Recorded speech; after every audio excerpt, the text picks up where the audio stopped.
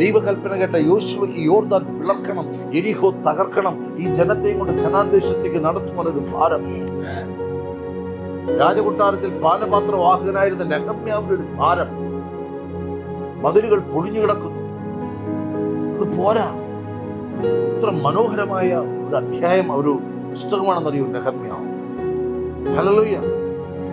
കൊട്ടാരം പണിയാൻ എളുപ്പമാണ്. മതിൽ നേരാവണ്ണം പണിതില്ലെങ്കിൽ പട്ടി കയറും.